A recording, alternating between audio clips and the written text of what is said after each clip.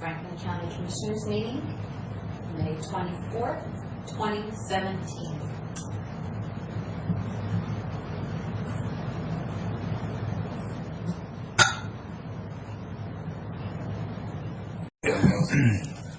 Good morning. It is 9 o'clock. We're here for our Wednesday of May 24th meeting, and we have Commissioner Peck, myself, Commissioner Miller is still out with some knee surgery. So with that, would you join me in the pledge?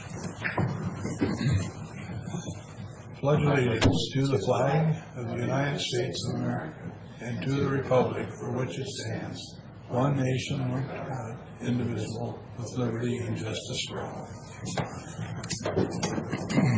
Thank you. Our first order of business this morning, Lauren has a CUP for construction of an assisted living facility to bring to us. Okay, first off on the summary report, there was some date changes that I put in the official copy for the record.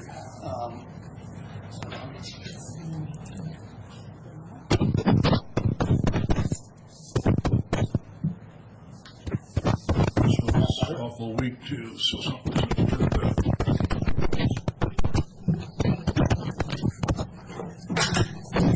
Oh, mine was turned off. The summary report shows July 2016. It was that date's actually March 31st, and then the Planning Commission held a hearing on May 2nd, 2017, which then on page 2, under the appeals section, the appeal period from the Planning Commission decision would have May 12th, 2017. So I fixed those dates in the official copy. Other than that, what we have in front of you is basically, and the Planning Commission held a public hearing and basically approved a assisted living facility in the Pasco UGA area at the corner of Road 60 and Three Rivers Drive.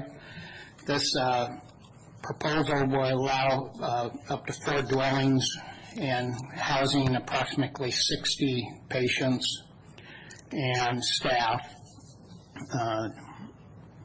around the clock, basically in shifts. It was originally thought that the folks would annex into the city of Pasco in order to accommodate this development, but the timelines didn't fit their schedule. They felt that waiting and annexing and then trying to get construction started, they felt it better to apply in the county. So basically this project, as approved by the Planning Commission, was conditioned to basically meet all the construction, street, basically the development standards of the city of Pasco, and it's anticipated that it will annex into the city either during or after it's constructed. It will be served by public utilities, and they'll have to install all the street improvements in accordance with the city standards rather than the county. This was a prior short platted area that had a cul-de-sac or turnaround at the intersection of Three Rivers and Road 60. That shows up on the original plat that they'll have to remove or vacate prior to being able to acquire a building permit. Other than that, the Planning Commission approved the revised site plan Exhibit 1 as submitted to the board. The revision would allow a little more additional parking space, and ended up taking out a little bit of proposed landscaping that they had in and around the parking lot. And then the revision also shows a fence, which currently is listed here as a 6-foot high fence, which would not be permitted in the front yard area of Road 60, which is the design front of these particular 2 parcels. And so I've made the applicants aware of that fact as part of the conditions. So they recommended, Planning Commission recommended approval based on the 6 findings of facts and the 9 conditions as contained in the report. With that, process, I guess, here in Franklin County is that the Board of County Commissioners by resolution acknowledges the Planning Commission's actions, and where no appeal has been filed, then we sign the CUP.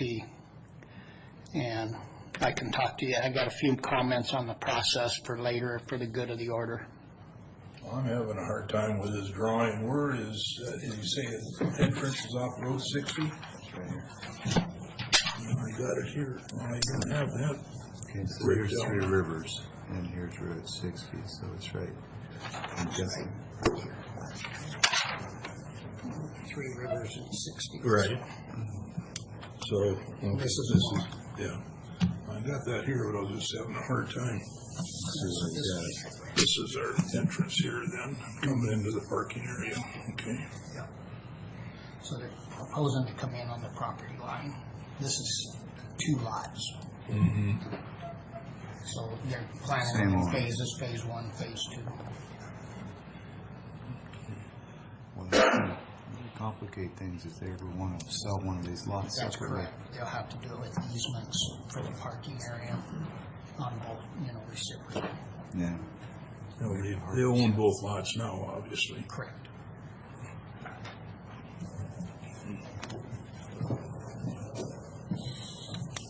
Yeah, I've made them aware of the fact that that lot line will still be treated as a lot line for setback purposes. That's a kind of an important point. What did they say about that? They once again, they plan on annexing it in, and of course, they don't see themselves at the current time not developing the full project. So, most of them understand, the developer or the engineer understands that they would have to then grant an easement for ingress egress should something transpire, but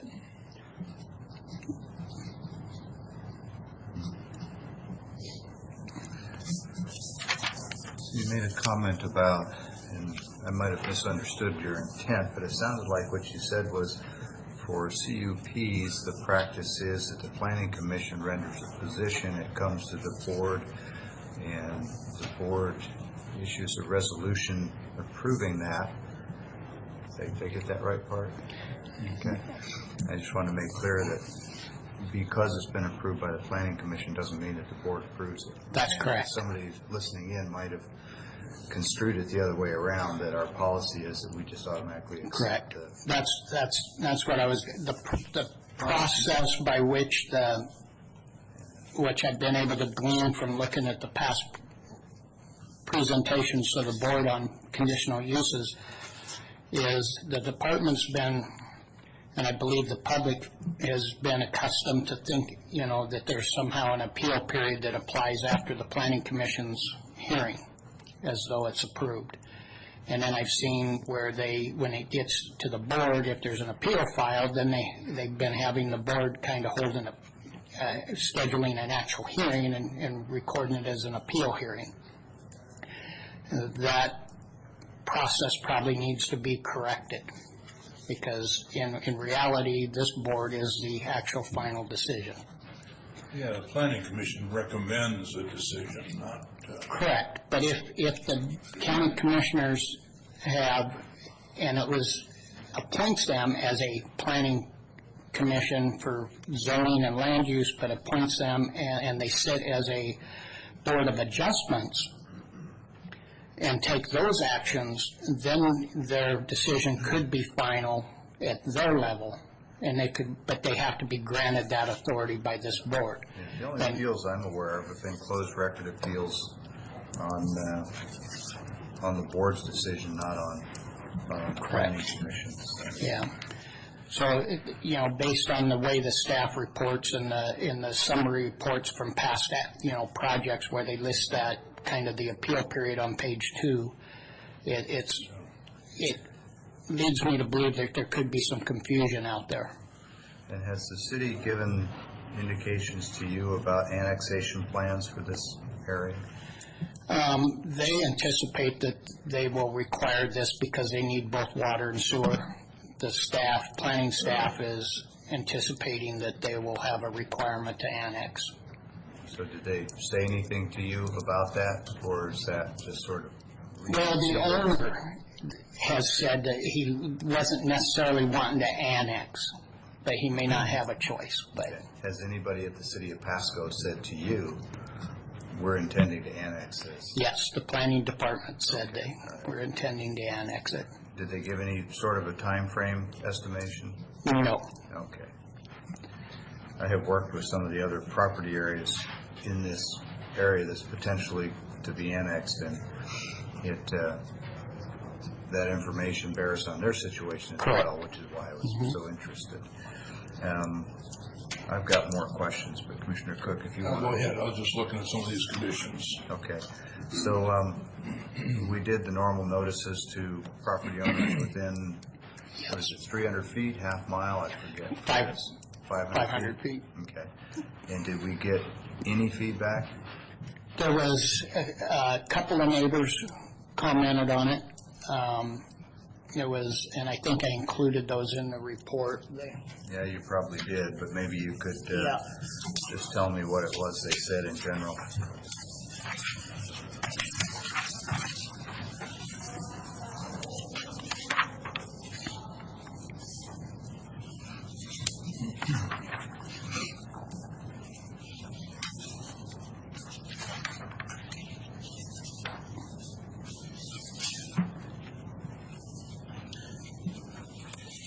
I guess it was the applicant's people, but there was concern over the emergency services ability to serve it from the fire department, both District 3 and the city fire department. So most of the comments were related to that and what that would mean to the neighborhood. Maybe you could steer me to that comment in the package, because I'm not... It starts at the bottom of page 1 and support. On the cover sheet, okay. Right, there was nothing outright in opposition presented, so. Okay, and this Mr.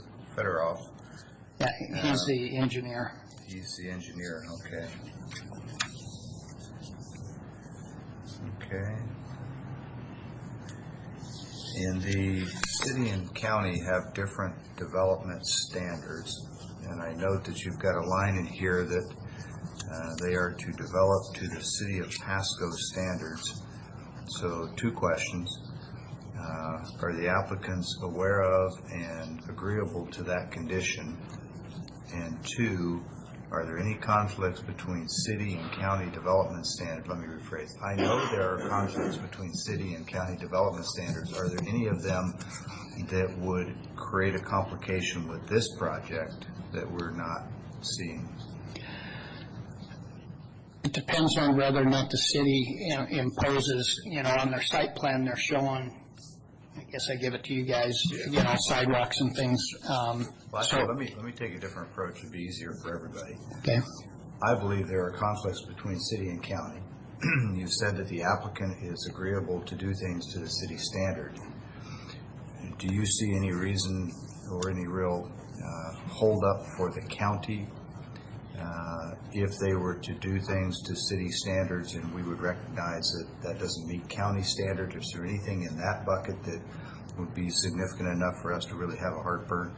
And in particular, anything that poses a public safety threat? No, I don't see anything. I see the hardest part's going to be coordinating and getting the city to document to the county that what they're proposing and what they're constructing and what they have constructed during this project actually meets their standard. That'll be the hardest part, is coordinating and confirming that those steps, or that the project has achieved what it's required to do. Have we put in the process a step that requires the city to sign off on this before our permit is good? Let me see that drawing once more. Reason I'm asking. No, but that's a good idea. Because otherwise, we've created a standard without an enforcement tool. and- Correct. And I'm not big on the enforcement piece, but if we're going to say you have to meet the standard, then we probably ought to require them to Document that they, to get evidence of approval from the city.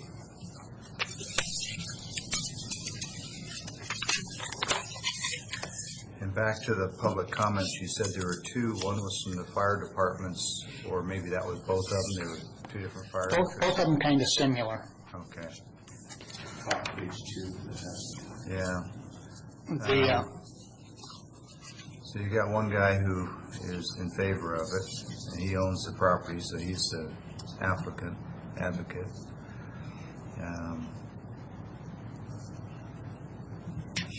And then somebody from Burbank, looks like they're involved with the project as well. right. I'm a little surprised you didn't have any other citizen feedback. No, Okay. Lauren, and what they're proposing, the new asphalt pavement coming in off Road 60, that's going to be the full 24-foot right away, and that, how much asphalt is going to be laid here for that parking?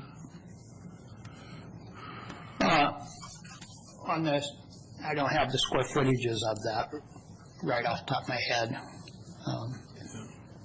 Well, I guess what I'm wondering is, according to your drawing here, they've got Yep, this is all asphalt, but I'm sure, I would think not anyway. Are they going to plan on doing all the asphalt at once, or both sides? they did not ask to be able to phase it, the asphalt or parking requirements.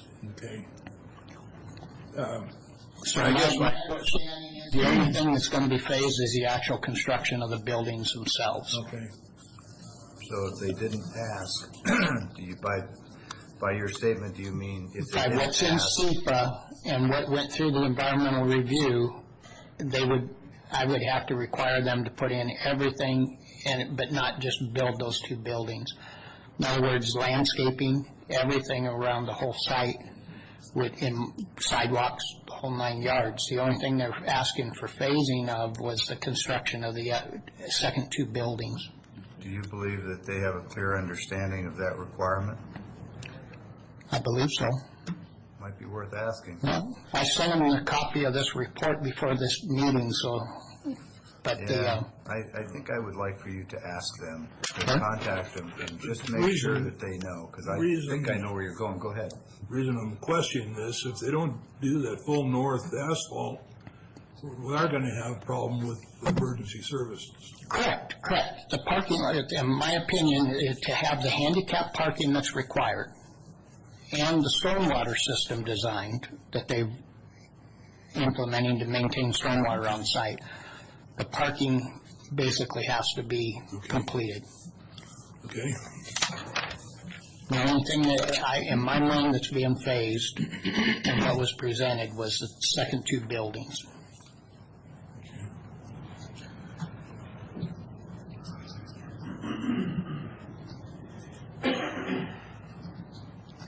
See, we have no idea of whether the additional parking, the number of parking stalls that they're submitting is to support the, total build-out, employees and visitors and such. And two buildings may require 2/3 of that, for staffing and whatnot. That was another thought of mine, that I don't know if there's anywhere near enough parking for the amount of people that they're talking about housing there, but architects know more about it than I do. Yeah. Now, the code kind of dictates the number of stalls that they have to put in, so, And you review it for that compliance, Yeah. of course. yeah.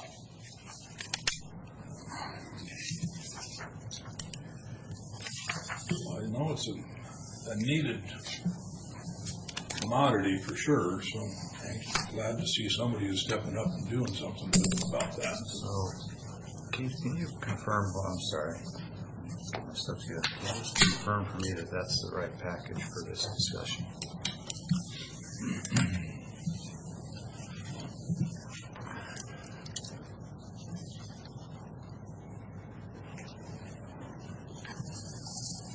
starting with the first paragraph. Very, very top. That was copy over.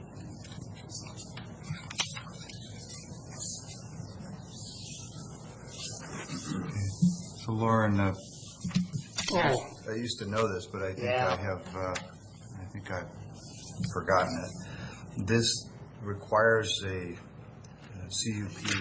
here's the two. Okay. Maybe what we should do is just keep with those and then just note those those 3 date changes I've highlighted. I didn't see that. You can actually probably get a new page printed sometime before we close up today. Karen could probably just print you a new page and swap out that one sentence that appears to be just a carryover from an old package. It's not a big deal. It's just kind of confused me a little bit. Yeah. Trying to figure out. When you read it, it shows proper. Right, yeah, that's what I thought. Okay, I'm looking at the comments that appear to be in line with the discussion, but the package isn't. Okay. All right, so we're good. So back to the CUP. This requires a CUP because it's a non-standard use. And standard use would be residential development at what density level? RS 20. Okay. Okay. So let's see, we've covered what the zoning is, what the CUP is for, what the feedback from the surrounding people has been. You've got provisions to deal with the concerns from the fire department, right? For emergency access and fire. You're going to check with them to make sure that they understand that the phasing only applies to the physical structure of the building. All the other infrastructure and landscaping in particular has to be affected, because I think that may surprise them. Maybe not. And we're going to add something from the city of Pasco requiring an approval of city compliance, since we put that in our package. And lastly, you're confident that the differences between county development standard and city development standard, since we're agreeing to go with the city standards, are not going to create complications for us on the county development side, including potential for a precedent that we can't live with. I don't really think that a precedent's a problem, but what's your opinion?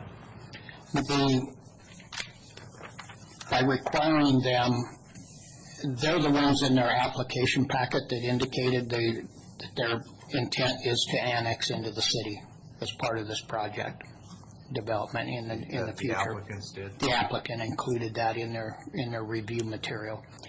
Did they say anything about intent to actually apply to be annexed?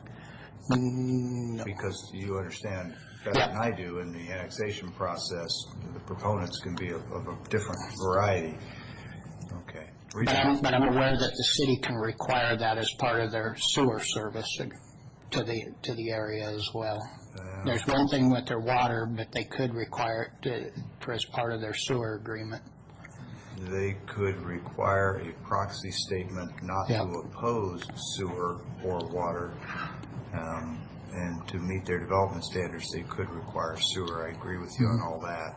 Where I was going is that if by adopting the city standards and saying, yes, we'll approve it and agree that you can develop to city standards, if that's done as part of an intent on the part of the developers to be the applicant, the proponent for annexation of that area, I know for a fact that that will get them crosswise with at least some of the people that work up there, or live up there, I mentioned earlier that I've been working with some people in there, and they're not excited about annexation. So I'm just looking for potential pitfalls. This could be a caveat if it waits until the end of the construction period, because it'll give the assessed value necessary to the city if they petition to use that, yes. Right. Absolutely. Absolutely reading my mind. That's where, okay. Of course, if the owners of this property developed it into single-family homes under the existing standard, they wouldn't have the same valuation, but they might come close enough to be able to annex anyway, so. Okay. Yeah, they just wouldn't have the value. Yeah. Okay. Interesting. It's the first time I've seen us in the time I've been here agreeing to approve something with development standards other than our own. I don't know if do you recall ever seeing one? Not intermingling with the city, no. But you're right, though, it needs to be, that condition number 2 needs to have a caveat in it that they submit evidence before we approve construction, that they've got designs and whatnot submitted to the city that outline what that city standards are going to be required for the project, what the road standards, sewer standards. There's stuff in there about fire hydrants and things, but not specifically for street improvements. Yeah. What's different here is that they're having to comply with one jurisdiction's standards, but there's another jurisdiction that is providing the building permits. That's correct. That's where the glitch is. Documenting it. Yeah. Okay. Commissioner Cook, anything else before I No, I would consider a motion here? entertain a motion. Okay.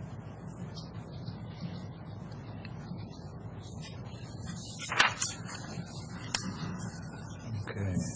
So, for the record, Mr. Chairman, I move for approval of CUP 2017-01, subject to the 6 findings of fact, 9 conditions of approval, and 1 additional requirement not specified in this package, and that is that the developers provide evidence of City of Pasco concurrence on Franklin County issuance of any building permits pursuant to this project.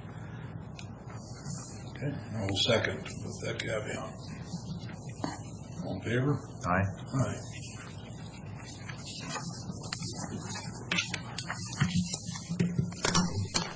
And Lauren, if you would just get that cover page reprinted, then we'll be good.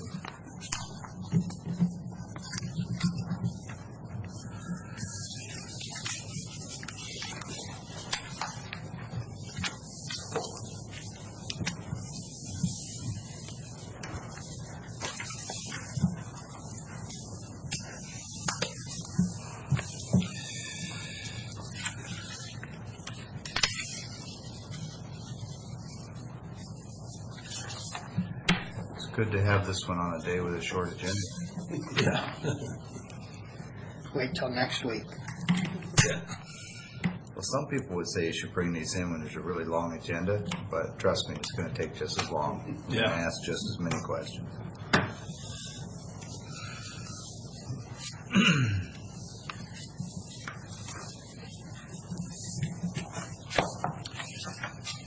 And Commissioner Cook, while you're doing that, maybe I'll go ahead and move for approval of fund expenditures in the amount of $876,841.39, noting that they've been reviewed by the county administrator and have been approved by, it says, 2 representatives in the auditor's office.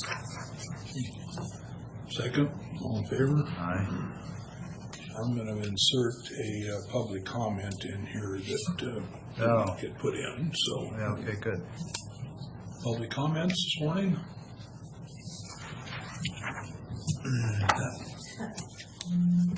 Michelle Andrews, I'm coming as a citizen, but also as a state committee woman for the Franklin County Republicans. Where can we find the, is it on? There we are. There we go. Michelle Andrews, coming as a citizen, but also as the representative for the Franklin County Republicans as state committee woman. Where can we find the full economic development for the county, the plan? You mentioned there were 2 plans. I'm sorry, I didn't hear the The last full part. economic development plan for the county. You mentioned there are different plans. Sure. Keith can help you with that. It's actually, just for a little bit of background, typically the lead economic development authority in a county in the state of Washington is the ports. And for us, we look to the Port of Pasco and work with them We partner with the City of Pasco, Port of Pasco, all the other incorporated cities in Franklin County, and of course the county itself. And part of our funding for that is called .09 rural, rural and distressed counties funds that are rebated out of our taxes back from the state of Washington, and so that's the primary financial driver. So it's a team effort among those entities. The general funding is the .09 money, and within the last year we've updated that economic development plan, so it's public record. You're welcome to it, and Keith would be your source. Because when I hear about annexing to the city, I see that as lost revenue for the county. And last I visited, there were two gentlemen here talking about viabilities of counties, so would like to know more about that. Okay. Okay.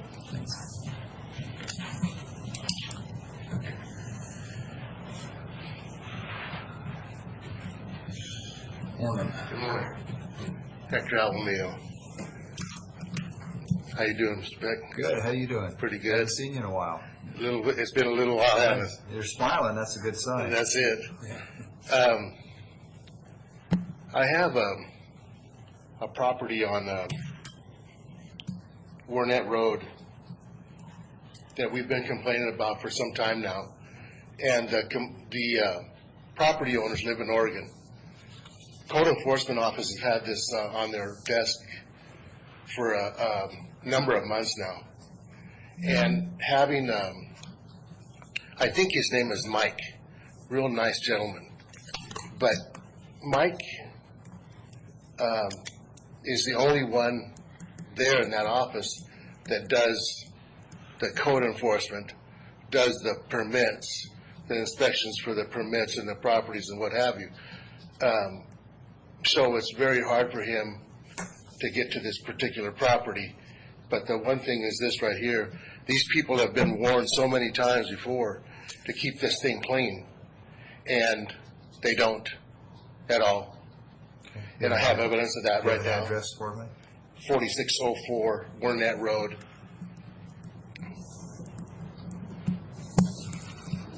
Okay. And something's got to be done about that property.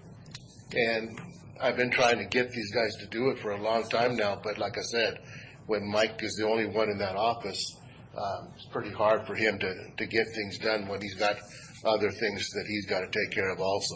Yeah, our code enforcement person, that function really is a half-time function, so getting feedback from citizens like you when we need to focus on something is helpful. I mean, it's terrible. I mean, it really is. I mean, if you, the lot in the back is a fire hazard. Yep. And right now, with the temperatures heating up, all it takes is a cigarette butt, Yeah. and that'll light that thing up pretty quick. So there's been a formal complaint written, and There's been several. But the one thing is this right here, it's gone on for years and years. And you know what? These guys do the best work that they can. And when Jared and Greg were there, they helped out a lot. But the owners live in Oregon. They have to send them a letter. Then they give them 2 weeks after they receive the letter to respond. Well, these guys know down there. They know already. This is what we got to do. We'll wait for another month, month and a half. They'll write us another letter, or they'll threaten us with a fine. They'll come back. Now they'll come down and clean it up. But until something's done, I mean, I think it's been warned enough. If their jacket on that particular property alone, it's probably got to be 2 inches thick of just complaints on that property. And someone's got to take care of it. Can I see your picture? Yeah.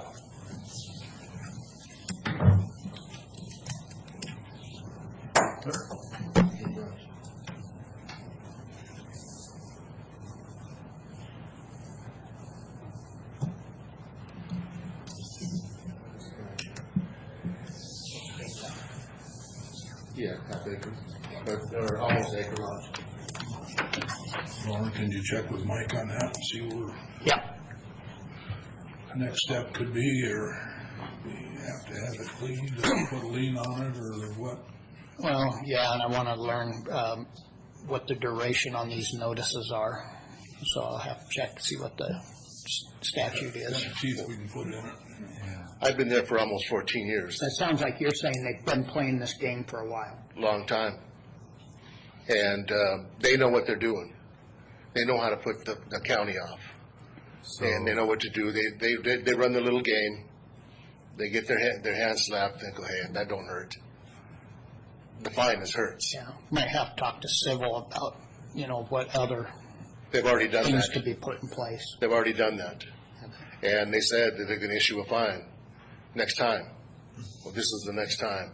Right. And then it'll be the next time. You guys cleaned it up on Do time. they come and take care of it when they? Absolutely. Before they get the They get their fine. second or third notice, come and take care of it, and then That's it's a new correct. event next That's time. correct. Yeah, Okay. that's correct. Was it? Go ahead. Lauren, two things. One, yes, please check into it. And maybe you could leave your contact information so that Mr. Welty can. get back, Absolutely. Or, Mike has that. Mike has that information. okay, and then the second thing is, as a new part of the county team, you have the benefit of fresh eyes and perspectives. You also have the disadvantage of not knowing a lot of the history, but it's offsetting. But if you would, take a look at our county policies and practices, because frankly, if you have a three-step process, they clean it up, a three-step process, clean it up, a three-step process, clean it up. In my mind, that's not a good policy. You have a three-step process, then you have a one or two-step policy, and then it's a one-step. It has to be progressive discipline in the cases where people are working the system. We don't want to be overbearing. We don't want to be overly regulatory, but by the same token, what we do to try and be courteous and patient with offenders has a price for people like this gentleman. And, if somebody's going to have to pay a price in this equation, it needs to be the offender, not the neighbor. So We get need to all, tighten that up. Is it basically just overgrown weeds and stuff, or is it debris also? well, I mean, there's debris in there, but I mean, they cleaned a lot of that up, but it's a fire hazard. And the house itself, they're trying to sell it. They owe $10,300 in back taxes on that property right now. What's the house worth? The house ain't worth anything. The foundation's cracked, and it's got a crack from one end to the other of the house. And they used to cook meth in there, so they're trying to sell it. So the prospective buyers come through there, and we say, hey, you want to buy that house? Are you sure? You got children? You know that this is what they used to do in that house, make you aware of it, because they're not going to tell you. The sellers aren't going to tell you. So the one thing is this, it's just an eyesore, especially when you look around. If you go drive through there, look around at the other houses, how we keep our yards. And I know some of us are a little bit more Conscientious. exactly. Yes, thank you very much. To move on to my second item, Before we leave this Yes, one, sir. There's another agency that has an interest in this overgrown vegetation. That's the weed board. Do you know if there are any noxious weeds that are growing there as well? oh, absolutely. Okay. Lauren, you might just give them a heads up too, because they've actually been pretty effective. I've seen at other places in the city where they'll go out and they'll look and say, you got weeds here that are serious, and Yeah. I don't recall what the details of their process are, but they seem to get results. There is no lawn. There is no noxious weeds. Yeah, there is no lawn. It's just. It's that- the lawns right there, I see them. Yeah. Oh, lawn, L-A-W-N. Yeah, no. Law. Absolutely. What do you mean there is no law? No, there's a law, there's a law. To move on to my second item about the proposal, first of all, I have to say, in haste, about 3 or 4 meetings back, you asked me a question, and you asked me to say, think about it before you answer the question. It took me a couple of months to think about that. And you asked me, do you think that there is a necessity for a crosswalk? And after seeing what, and knowing now what I know, that the people from the south side of Wernette have to cross to the other side of the street, to the north side, to get their mail. So the people that live on the south side are mostly elderly people in their 80s, 70s. And so, yes, there is a need for that crosswalk. So that people can go get their mail. That's correct. But You realize that length of Wernette, you'd have to have a crosswalk at every mailbox, right? For that Maybe. plan to work. yes, Okay. yes. But there is a page I asked for the city of Pasco, if any liabilities they had, any issues when they put in these speed tables out front here. Because I wanted to get specific about the liability problem, because that's going to be a problem that's going to be brought up immediately. What Right. is our liability? Right. Their liability was nothing. Yeah. She sent me a page to a NACTO page that the city of Portland, when they used it, the city of Portland has been using these for quite some time, and they're called pedestrian speed reducers. So the liability is from what Pasco side said, that there was no issue because we had it as a pedestrian speed reducer. But we all know it's a speed reducer. Because why did they put in the tables over there and they didn't add one over here with a crosswalk? They should have put in 3 if that was their main intent for either Franklin County or Pasco. I mean, Pasco was the one that put them in. But the speed is ramping up out there. Summer's coming. The other night there was a party out there, the young kids down the block. I go out there for about 20 minutes, I look at the traffic. And some of the kids were coming so fast, they almost rear-ended the cars that were on the right-hand side of where they were parked. I'm sitting there, something's going to happen here. And, but there is a need for that. There is a need for those speed tables.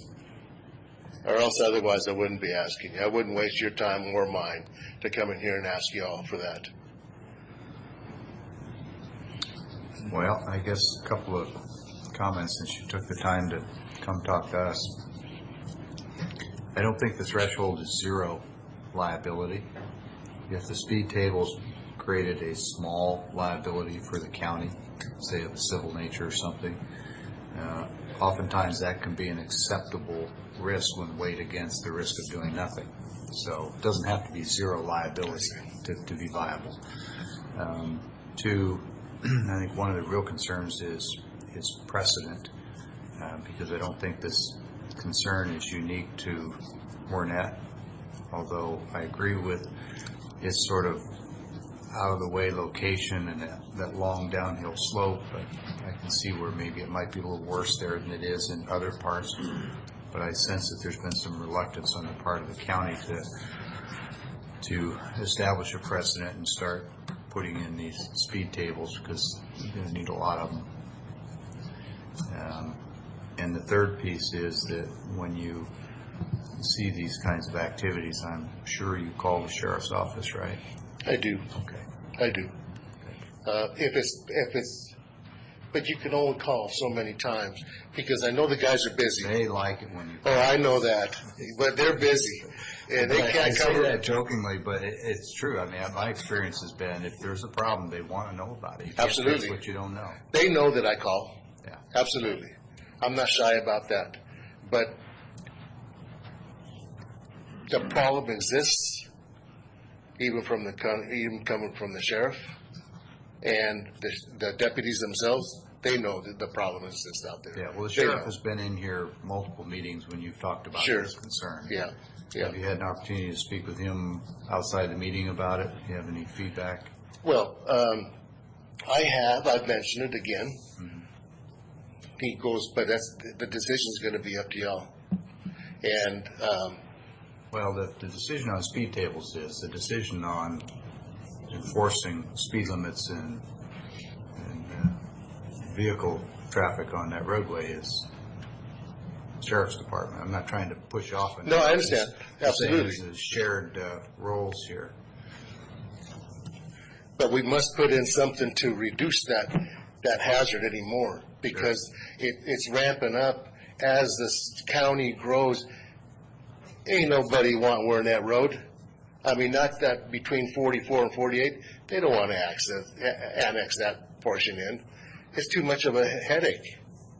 They're gonna leave us alone. You know, they can touch everybody I'm else. resisting asking you why it's a headache. Because of the small road that it is, and the speeds that the people. Heck, if I ever want to sell my house, I'm gonna show that thing at at the times when these guys ain't coming through there hard. Sunday morning when they're all in church.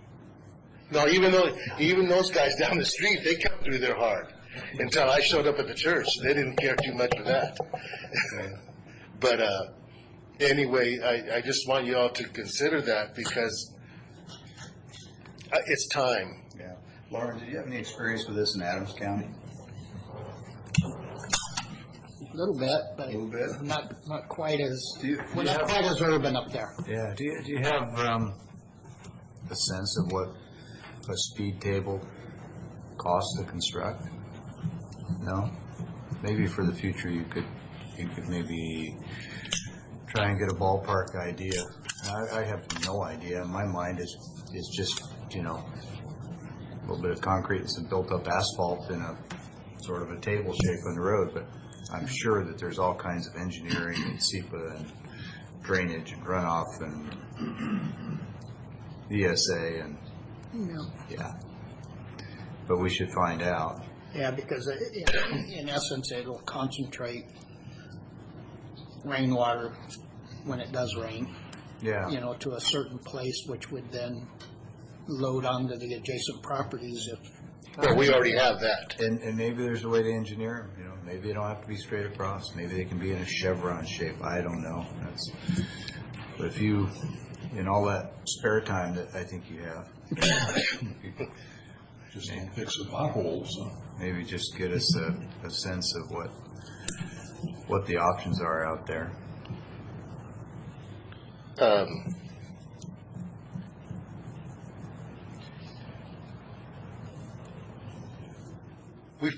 The county did fix a problem on my side of the road. They're not gonna fix it on the other side.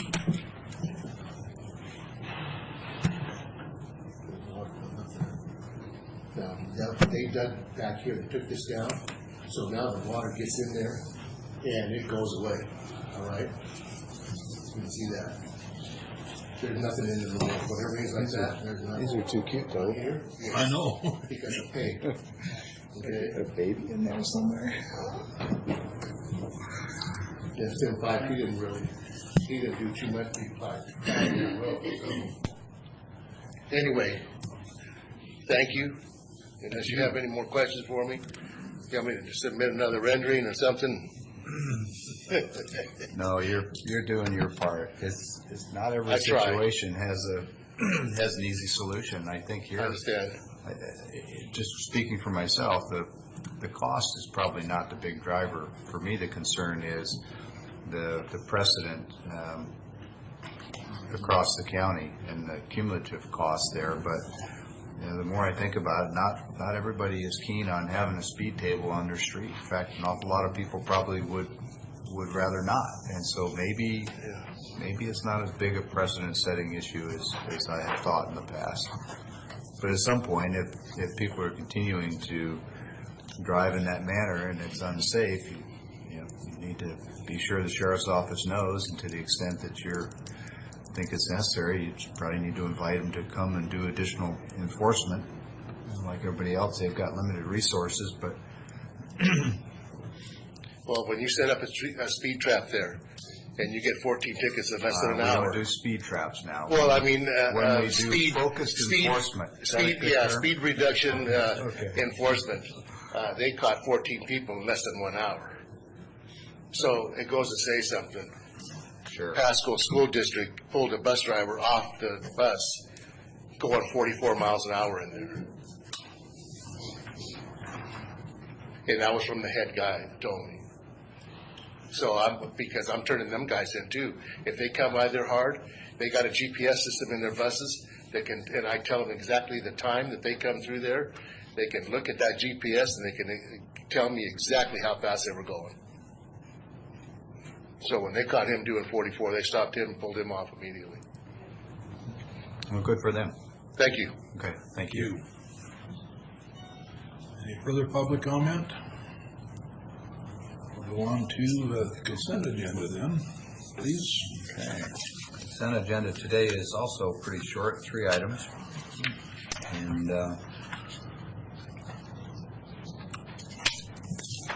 I would move for approval as presented. No questions. I'll second with, and then with, I asked Keith yesterday about that third item. Did you get some answers on? I did, yes.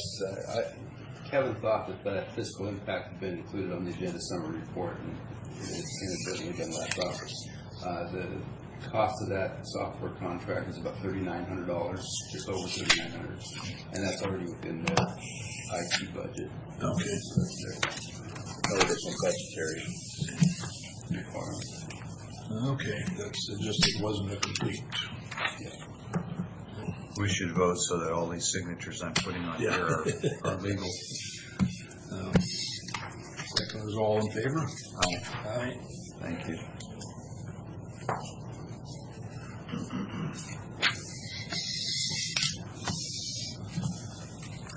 This will go pretty quick. Keith, you have anything for us today? I don't believe I have anything that needs to come before the board today.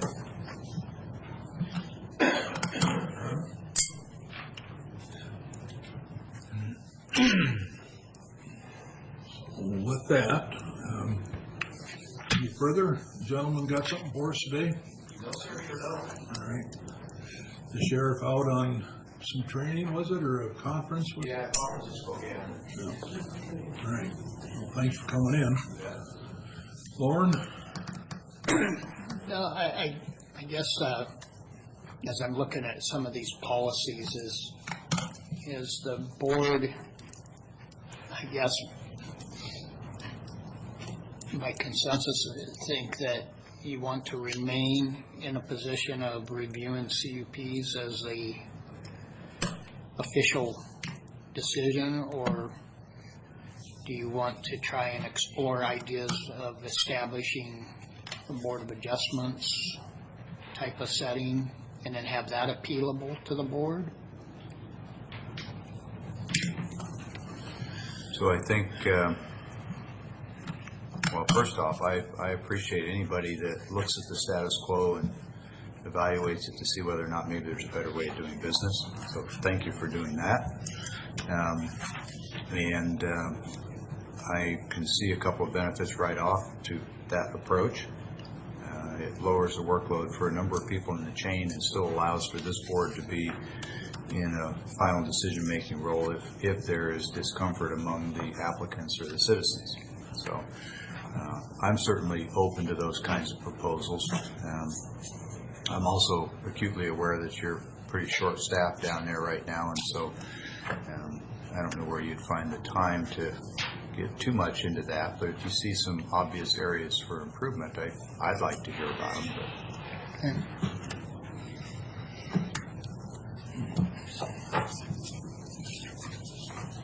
Yeah, I'm sure as your time progresses, there's going to be a number of policies and procedures that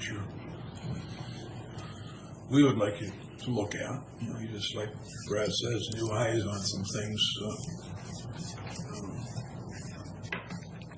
Always good. Yeah, the Planning Commission's going to look at some things related to evaluating some of our road standards for reviewing subdivisions and things in the urban areas, and evaluate that in relation to some of the things that we're supposed to be kind of considering for schools and things like that. So Well, the only thing I would offer you in addition to that previous comment is that is the philosophical one, and again, just speaking for myself, but this is something I feel very strongly about, and that is that our function is to help the citizens of Franklin County be successful in their chosen endeavors, and that especially applies to the planning department. So, as I explained to Jared and Greg, your predecessors, when somebody comes into the planning department or any other department, it's my hope, it's my expectation, frankly, that our employees start out with an attitude where no matter what somebody is asking for, the answer is yes. The question is, how do we do it in a way that is legal, ethical, and moral? And so we start with yes, and we work back to the extent necessary to keep it legal, ethical, and moral. And to me, that means we comply with the statutes. That's legal. Ethical, we don't do for some what we won't do for others. And the morality piece is a little gray for some folks because sometimes, there's confusion about what is ethical versus moral, and people have their own templates for what that means. But when the community expresses a strong opinion on a moral issue, they don't want a particular type of business activity, say, and it comes to this board, I'm going to always go to the best that I know with what the majority of the people of the county want.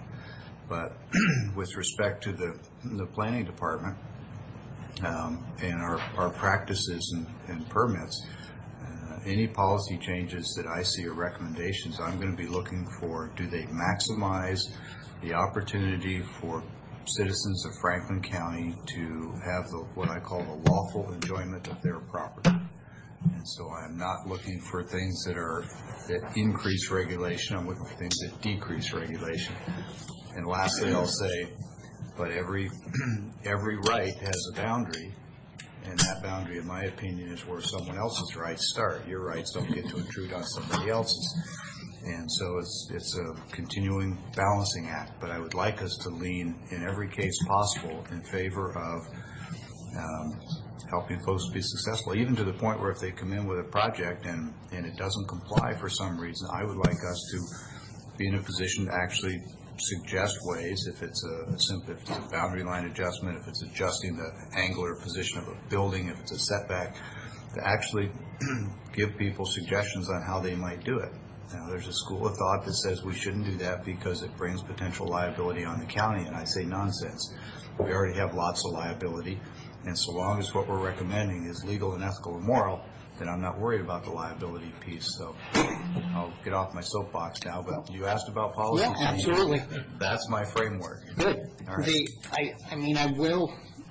I have recognized one major change that I'll probably try and draft up as a code change, and that's in our plating ordinances, that I think we need an exemption that allows a person to create, through an exemption, a small parcel for farming purposes only, for the purposes of when folks are trying to have circles and irrigation practices that exceed their farm unit boundaries.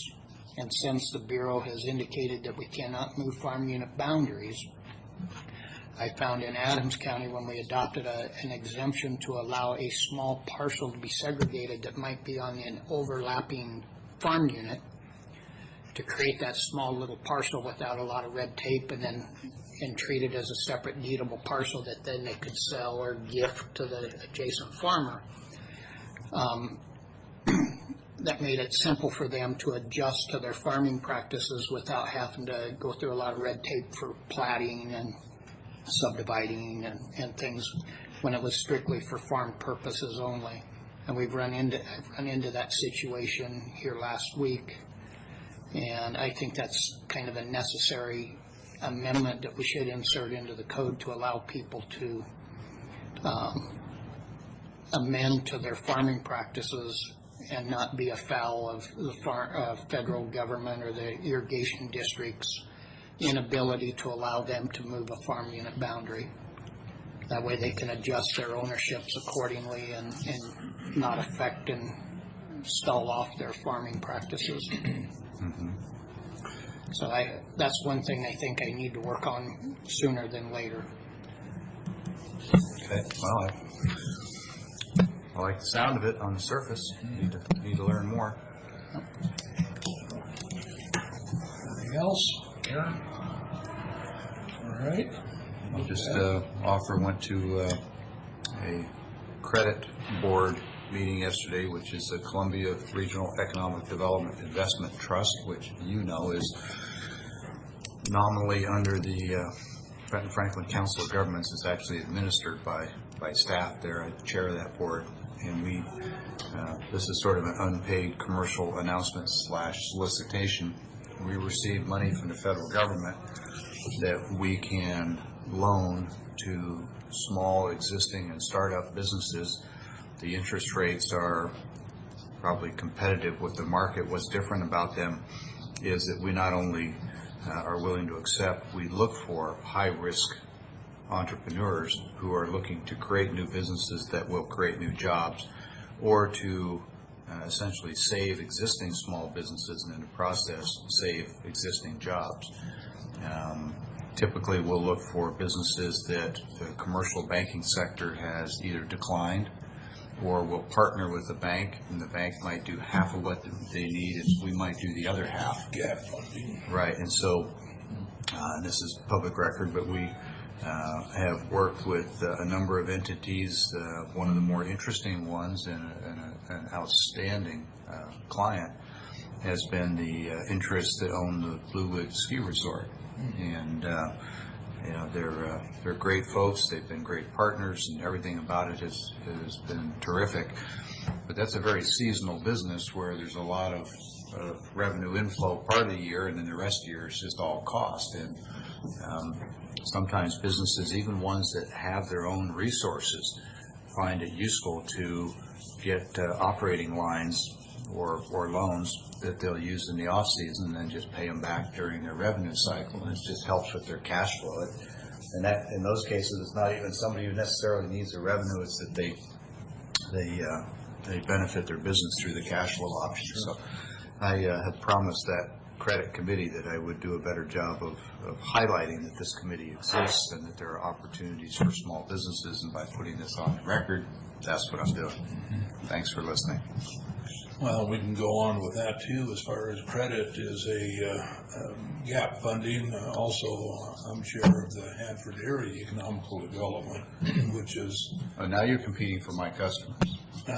We're on the higher end of the revenue stream.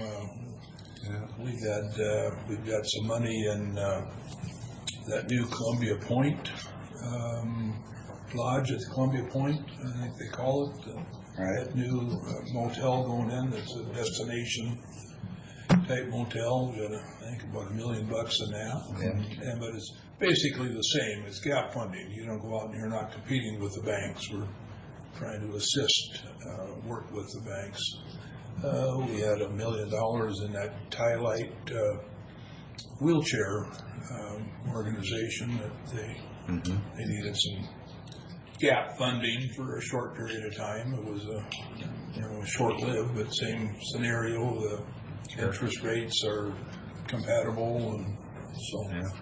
And that HAPIC is funded with taxes imposed on the disposal practices out at Hanford, as I recall. Tipping fees that probably at ERDF, the low-level repository. Yeah. It's RCW established organization just for Benton, Franklin County. So, and I think credit goes to all in Columbia. We do. Credit, there's three of them. There's HAFIC that you're involved with, there's credit that I chair, and then there's the RRLF, the Rural Revolving Loan Fund, which I'm on that board as well, and it does essentially the same thing, but just typically larger projects. So. All three of those are basically a revenue step ladder. Right. From lower to higher. Right. So, anyway, if there's nothing else for the good of the board, we are adjourned. Thank you.